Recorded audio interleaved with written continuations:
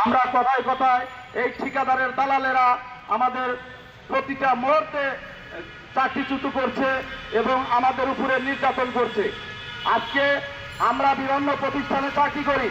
আমার আজকে পেট্রো বাংলার কথা বলি আমি, আজকে পেট্রো বাংলা আমাদেরকে চাকরি দিয়েছে, অথচ আমরা এই আউটসোর্সিং কথা কি আমরা জানি না। এই ঠিকাদারকে আমরা তাকে চিনি না। আমাদের নিয়োগ দিয়েছে পেট্রো বাংলা, চাকরি দিয়েছে পেট্রো বাংলা, অথচ তৃতীয় একটা পক্ষ এসে এখানে আমাদের শোষিত করে যাচ্ছে।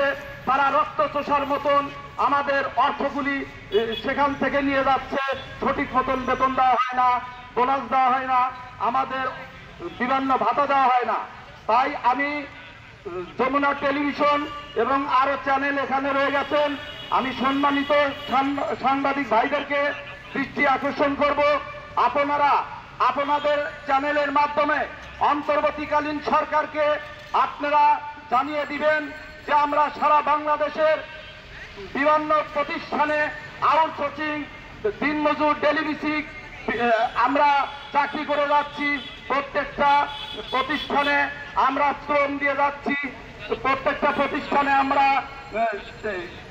সরকারের রাজস্ব আমরা কাজ করে যাচ্ছি, দিবারাত্রি ডিউটি করে যাচ্ছি, অথচ আমাদের মূল্যায়ন নাই, আমাদের ভবিষ্যৎ নাই। তাই আমরাও অন্তর্বর্তীকালীন সরকারকে দৃষ্টি অনুরোধ করব, আপনি আমাদেরকে, আমরা বাংলাদেশের নাগরিক, আমরা কর্মচারী, আমরা এই বাংলাদেশের সন্তান, আমাদের ডাউল ভাত খেয়ে বেঁচে থাকার অধিকার রয়ে গেছে।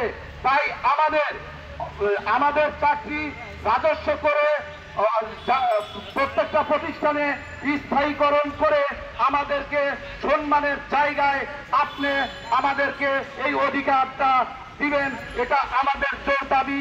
এবং আপনি অবশ্যই অবগতি আছেন, আপনার যমুনাতে আমরা দেখা করেছি, শাহবাগে আন্দোলন করেছি, আপনি দেখেছেন, আপনি কথা দিয়েছেন যে আমি 15 দিনের মধ্যে আপনাদের মন্ত্রণালয়ে একটা নির্দেশ দেব, অথচ আজ জানুয়ারির 11 তারিখ আমরা কোনো নির্দেশনা পাইনি আপনার।